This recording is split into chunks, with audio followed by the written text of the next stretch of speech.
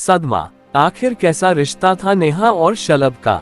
भाग 2। विपुल के मुंह से इतने कड़वे शब्द सुनने और उसके प्यार की असलियत समझने के बाद नेहा कुछ नहीं कह पाए।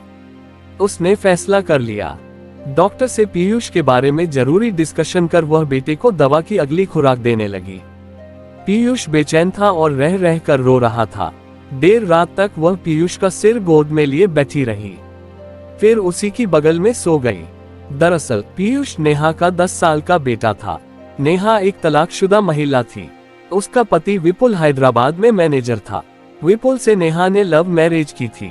दोनों एक ही कॉलेज में पढ़ते थे। घर वालों के खिलाफ जाकर नेहा ने यह शादी कर ली थी। दोनों ने एक खूबसूरत शादीशुदा जिंदगी की शुरुआत भी की। उनके प्यार का प्रतीक जब नेहा के गर्भ में आया तो विपुल खुशी से पागल हो गया। उसे बच्चों से बहुत लगाव था। वह अपने भाई के बच्चों को भी हर समय गोद में लिए रहता। यही वजह थी कि जब नेहा के प्रेग्नेंट होने की खबर मिली तो उसने अपने पूरे ऑफिस में मिठाई बंटवाई। निश्चित समय पर नेहा ने एक खूबसूरत बेटे को जन्म दिया। उस दिन विपुल ने अपने मोहल्ले में ढोल नगारे बजवाए, नाच गाने का प्रोग्राम करवाया। नेहा और बच्चे के स्वागत में पूरे घर को सजाया, खिलौनों से पूरा कमरा भर दिया। बहुत प्यार से दोनों ने बच्चे का नाम पीयूष रखा। पीयूष बड़ा होने लगा, मगर जल्द ही दोनों को ये बात समझ आने लगी कि वह एक नॉर्मल चाइल्ड नहीं है। डॉक्टर से चेकअप के बाद पता चला कि वह डाउन सिंड्रोम की समस्या से ग्रस्त है। डॉक्टर ने यह भी बताया कि डाउन सिंड्रोम की समस्या जेनेटिक होती है। विपुल को याद आया कि नेहा के सगे चाचा को भी यह समस्या रही है। डॉक्टर से मिलने और सब जान लेने के बाद विपुल का व्यवहार नेहा और उसके बच्चे से एकदम बदल गया। वह बहुत चिड़चिड़ा रहने लगा। उसने फिर एक और डॉक्टर से बात की। इस डॉक्टर ने भी वही बातें बताईं। विपुल को इस तरह परेशान देखकर नेहा उसे समझने लगी, देखो विपुल, बच्चे की बीमारी पर हमारा वश नहीं। हमें कुदरत ने जैसी भी संतान दी है उसे ही हम अपना सारा प्यार देंगे। बहुत से लोगों के साथ ऐसा होता है। इस सच को एक्सेप्ट कर लो विपुल, तभी खुश रह पाओगे। नहीं, मैं न इस सच को एक्सेप्ट कर सकता हूँ और न ही इस बच्चे को। यह मेरा फाइनल डिसीजन है। यह क्या कह रहे हो? इसे एक्सेप्ट नहीं करोगे? क्या मतलब है तुम्हारा? नेहा ने परेशान स्वर में पूछा। यही मतलब है कि मुझे ये बच्चा नहीं चाहिए, मुंह फेरते हुए विपुल ने कहा। नहीं चाहिए तो क्या जान से मारोगे इस नन्ही सी जान को? देखो कैसे मुस्कुरा रहा है। इस पर तुम्हें प्यार नहीं आता विपुल? नहीं नेहा, मुझे इस पर प्यार नहीं आता। मैं इसकी शक्ल भी देखना नहीं चाहता। मैं एक स्पेशल चाइल्ड का बाप कहलाना पसंद नहीं करता। हम इसे किसी अनाथालय में छोड़ आएंगे। नहीं, मैं ऐसा नहीं करने दूंगी। यह मेरा बच्चा है। मैंने इसे 9 महीने कोख में रखा है, अपने खून से सींचा है। तो ठीक है, तुम इसे या मुझे किसी एक को चुन लो। वैसे भी तुम इसी तरह के बीमार बच्चों को जन्म दोगी। तुम्हारे खानदान में ही दोष है। मैं तुमसे अलग होना चाहता हूँ। विपुल के मुंह से इतने कड़वे शब्द सुनने और उसके प्यार की असलियत समझने के बाद नेहा कुछ नहीं कह पाए। उसने फैसला कर लिया। वह विपुल से अलग हो गई और बच्चे के साथ नई जिंदगी की शुरुआत की। कुछ ही दिनों में उसने एक अच्छी कंपनी में जॉब भी शुरू कर दी। वैसे भी वह MBA की पढ़ाई कर रही थी, इसलिए नौकरी मिलने में दिक्कत नहीं हुई। इस बात को आज 8 साल बीत चुके थे। पीयूष पढ़ाई करने लगा था। नेहा उसे समय समय पर थेरेपी के लिए ले जाती। नेहा ने अपनी मेहनत और लगन से ऑफिस में भी अच्छा रुतबा बना लिया था। उसे बहुत तेजी से तरक्की मिली थी और उसने अपना 3 BHK का फ्लैट ले लिया था। पीयूष की देखभाल के लिए उसने सूजी नाम की फुल टाइम मेड लगा रखी थी। वह पीयूष का पूरा ख्याल रखती और घर के सदस्य की तरह रहती। यही वजह थी कि नेहा को ऑफिस संभालने में दिक्कत नहीं आती थी। हाल ही में कंपनी की तरफ से उसे तरक्की देकर नई ब्रांच में भेजा गया था, जहां उसकी मुलाकात शलभ से हुई।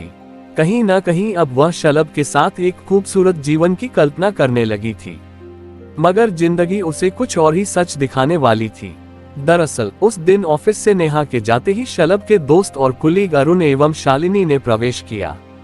उन्होंने शलभ के कमरे से नेहा को हड़बड़ाए हुए निकलते देख लिया था। आते ही अरुण ने शलभ से पूछा, क्या हुआ? नेहा इतनी जल्दी कहाँ चली गई? पता नहीं यार, अचानक कोई फोन कॉल आई और वह परेशान सी चली गई। कुछ बताया भी नहीं। आई गैस उसके बेटे की तबीयत खराब होगी। बेटा? शलभ ने आश्चर्य से पूछा। हाँ, एक दिन बताया था उसने। उस दिन भी वह परेशान थी। मेरे पूछने पर कहने लगी कि बेटे की तबीयत ठीक नहीं और उसे मेड के भरोसे छोड़कर आना पड़ा है। क्यों, घर में और कोई नहीं बच्चे को संभालने के लिए? अरुण ने सवाल किया। नहीं, वह अकेली रहती है। मगर उसे बेटा है, ऐसा कैसे? क्या वह शादीशुदा है? शलभ को एक झटका सा लगा। फिलहाल उसका स्टेटस डिवोर्सी का है। उसने पति से कई साल पहले तलाक ले लिया था। अकेली ही बच्चे को पाल रही है। पर उसने मुझे तो कुछ नहीं बताया। शलभ की आंखों में कई सवाल थे। इस ऑफिस में ये सब बातें केवल मुझे ही पता है। दरअसल मैं और नेहा पिछले ऑफिस में भी साथ काम करते थे। वहाँ हमारी अच्छी दोस्ती हो गई थी। मैं तो उसके घर भी गई हूँ। बहुत बड़ा और सुंदर घर है उसका। और बच्चा कितना बड़ा है? शलभ ने सवाल किया। बच्चा वैसे तो 8-10 साल का होगा, मगर वह स्पेशल चाइल्ड है न, सो अभी संभालना कठिन होता है उसे। Special child?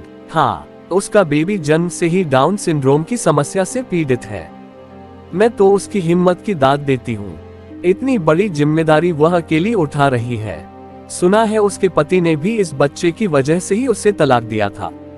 वह इस बच्चे को किसी अनाथालय में छोड़ने को तैयार नहीं हुई और अकेले ही उसे पालने का फैसला लिया। नेहा के बारे में ये सारी जानकारी पाने के बाद शलभ खुद को ठगा हुआ सा महसूस करने लगा। जिस लड़की को वह अपना पहला प्यार समझ रहा था वह तो शादीशुदा और एक बच्चे की मां निकली। बच्चा भी साधारण नहीं बल्कि एक स्पेशल चाइल्ड। वह पूरी रात सो नहीं सका।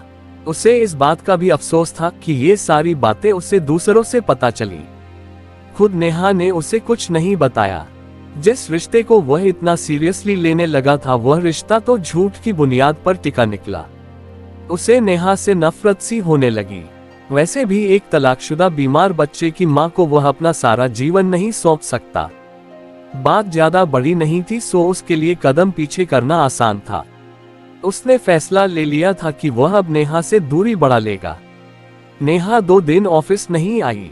पहले अगर नेहा एक दिन भी ऑफिस नहीं आती थी तो शलभ 4 बार फोन कर डालता था, मगर इस बार उसने हालचाल भी नहीं पूछा। ये बात नेहा को खटक रही थी। आपको इस कहानी में सबसे अच्छा क्या लगा हमें नीचे कमेंट करके जरूर बताएं। अगर चैनल पर नए हैं तो सब्सक्राइब करना ना भूलें और शेयर करें अपने बाकी सभी मित्रों के साथ। मिलते हैं हम लोग ऐसे ही एक नई कहानी, एक नई सोच के साथ। धन्यवाद।